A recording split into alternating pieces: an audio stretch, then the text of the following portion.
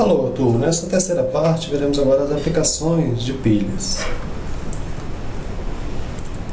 Com o uso das pilhas, é possível simplificar diversos algoritmos. O próprio sistema operacional utiliza pilhas para tratar, por exemplo, chamadas de funções.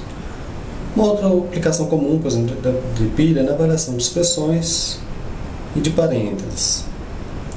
Veremos aqui uma outra aplicação que é na identificação de palíndromos. Palíndromos são palavras ou frases que são iguais quando lidas de frente para trás. Por exemplo, Ana, arara, rotor. Tem até mesmo frases, por exemplo, como essa: socorram-me, subi no ônibus em Marrocos. Porém, frases são bem mais complexas, né? E para avaliar, então, desconsideramos, por exemplo, os espaços em brancos. Então, usando pilha, podemos codificar da seguinte maneira. Primeiro, empilhamos a metade da palavra ou frase, ou seja, N sobre 2 letras. Descartamos a letra central, se houver. Isso irá ocorrer quando a palavra tiver um número ímpar de letras. Depois, entramos em um loop, onde comparamos o topo da pilha com a próxima letra. Se são iguais, então desempilha. Se não, sabemos que essa palavra ou frase não é um palíndromo. Só que ainda no final temos que verificar se a pilha está vazia ou não. Se ela estiver vazia, então a palavra é um palíndromo. Caso contrário, não é um palíndromo. Por exemplo, simulando, temos aqui a palavra arara. Então, como falamos, primeiro empilhamos N sobre 2 letras. Essa palavra tem um número ímpar de letras, então descartamos a central. E agora entramos em um loop. Iremos comparar a posição da próxima letra com o que está no topo. Se for igual, desempilha. Novamente, se for igual, desempilha. Se no final da pilha, no final do processo, a pilha estiver vazia, então podemos retornar que essa palavra ou frase é um palíndromo. Outros exemplos.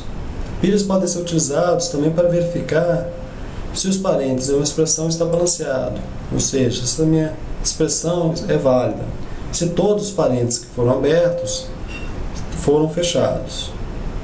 Como? Então, o algoritmo fica também bem simplificado quando se utiliza pilhas. Então, o algoritmo é o seguinte: se eu encontro um abre parênteses, eu empilho. Se eu encontro um fecha parênteses, então eu tenho duas ações associadas. Se a pilha estiver vazia, a expressão é inválida. Por quê? Porque se eu estou encontrando um fecha parênteses e a minha pilha está vazia, significa que eu estou fechando um parênteses que não foi aberto. Então, é inválida. Caso contrário, eu vou desempilhar. E no final do processo, eu também vou ter que verificar se a minha pilha estiver vazia. Se ela estiver vazia, a minha expressão é válida. Se caso contrário, não. Em que situação que ela não estaria vazia? Isso. Caso, por exemplo, eu não fechei um parênteses que foi aberto, né? Então, o abre parênteses vai estar na minha pilha. Uma outra aplicação é na avaliação de expressões.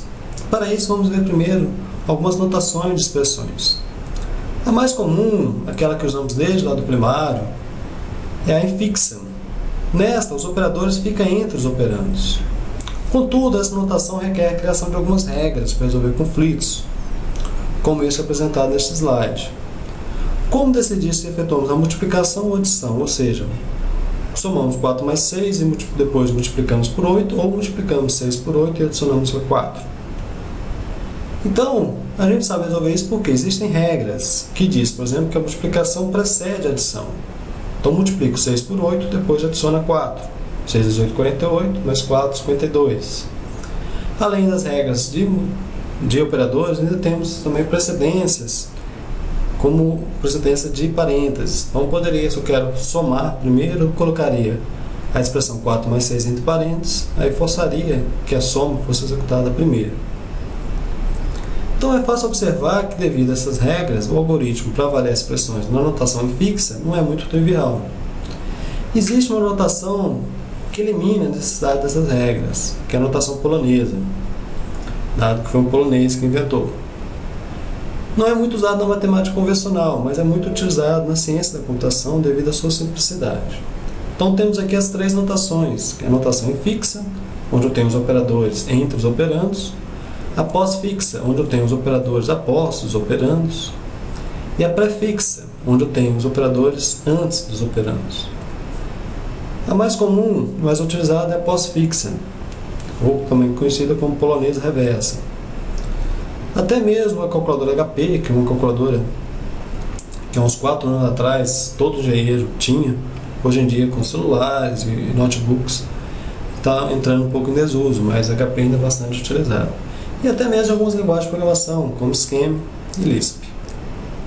Então veremos agora qual é esse algoritmo de avaliação de expressões na notação pós-fixa. Vocês verão que ele é bem simples. Então a avaliação de expressões nessa notação pós-fixa é muito mais simples. Então a gente percorre uma expressão da esquerda para a direita e sabemos que ele deve operar os dois últimos valores encontrados, considerando que os operadores são binários, por exemplo, os aritméticos. Então eu tenho aqui uma expressão 7, 3 mais 5 multiplicado. Então quando eu encontro um operando, por exemplo, o 7, a ação associada é empilhar. Empilhei o 7. Encontrei mais outro operando, o 3. Empilhei novamente, 3 e 7. Encontrei o operador mais, eu vou desempilhar. E empilho a soma. Então eu desempilhei o 3 e o 7 e já empilhei o quê? 3 mais 7, 10. 5 também é um operando. Ação associada é empilhar. Empilhei o 5. Encontrei a multiplicação, vou desempilhar os dois elementos e empilhar a multiplicação. Nesse caso, 50. Então, se a pilha tiver mais de um elemento, por exemplo, sabemos que é um erro. Caso contrário, retornamos o único valor da pilha, que é o resultado da minha expressão. Então, não deixe de fazer suas atividades de aprofundamento, participem dos fóruns, tire suas dúvidas. Aqui eu termino nossa aula sobre pilha, façam suas atividades e até a próxima.